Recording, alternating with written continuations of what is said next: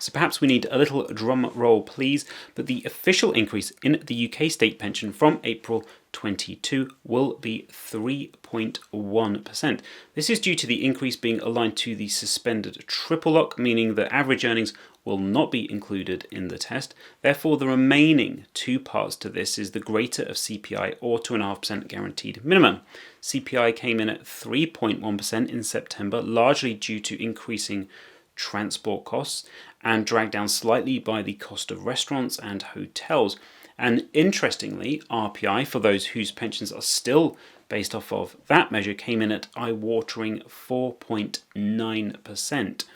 As a reminder, RPI includes mortgage interest payments and is therefore heavily influenced by house prices and interest rates. CPI, on the other hand, takes into account all other goods and services, but not housing costs. Therefore, CPI being the higher amount, the full new state pension, so remember based on the 35 qualifying years, will increase from £9,339 per year to £9,627 per year, which works out on a weekly basis to be around £185. Those of you on the older basic state pension, those that reach state pension age before April 2016, will see their weekly payments go from £137.60 to £141.85.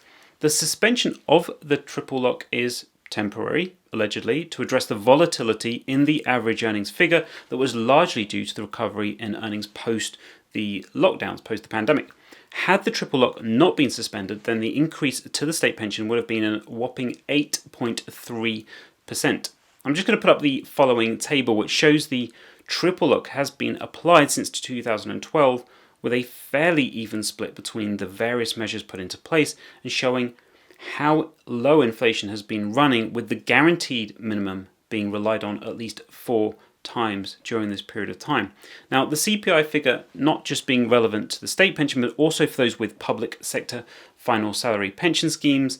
The September CPI figure is used to determine how much the NHS, teachers and civil service schemes will rise by next year for those in receipt of pension payments or for those deferred members. CPI is also used to determine increases in universal credit, attendance allowance, income support, etc. And not to forget that RPI at 4.9% is still the figure used for some final salary pension schemes. And also for tobacco and alcohol duty, train tickets, mobile phone tariffs, car tax and some index-linked bonds.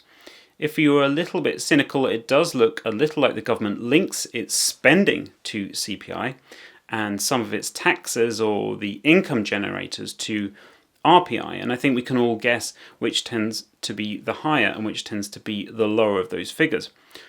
Otherwise known as inflation shopping, and probably for another video, but the government is likely to move to CPIH at some point in the future, so we'll have a look at that at some point. So thanks for watching and see you again soon. Thanks so much. Bye.